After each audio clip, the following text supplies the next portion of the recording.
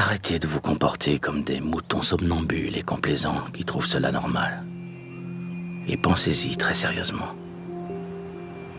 Je vous garantis que l'US Mail vous apparaîtra digne de réflexion.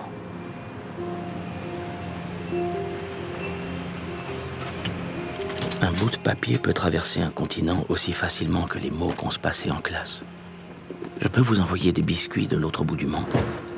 Pour ça, il me suffit d'écrire votre nom sur un paquet, de coller des timbres et de le déposer dans une boîte à lettres. Et voyez-vous, si ça fonctionne, c'est uniquement parce que chaque élément de la chaîne agit comme un automate écervelé. J'écris une adresse et ils se contentent d'obéir, sans se poser de questions, sans dévier de leur route, sans s'arrêter pour contempler l'éternité, la beauté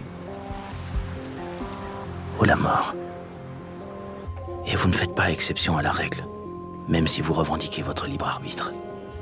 Si on vous livre un paquet avec votre nom dessus, vous n'envisagez pas de faire autre chose que d'obéir.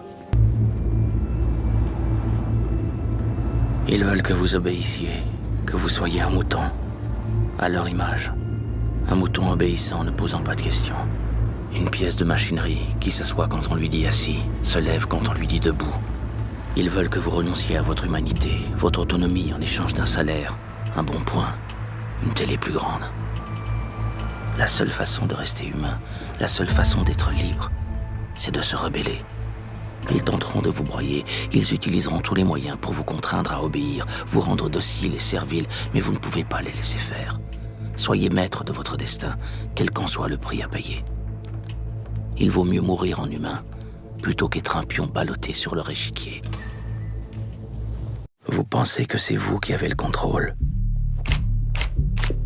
qu'elles vous obéissent, vos technologies, vos machines.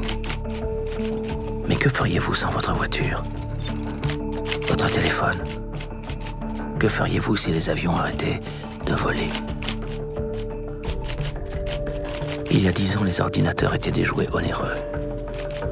Aujourd'hui, notre civilisation s'effondrerait sans eux. Vous vivez dans la peur d'une panne d'électricité, d'ordinateur, de voiture, de téléphone. Alors vous construisez votre vie, votre société, afin que cela ne se produise pas.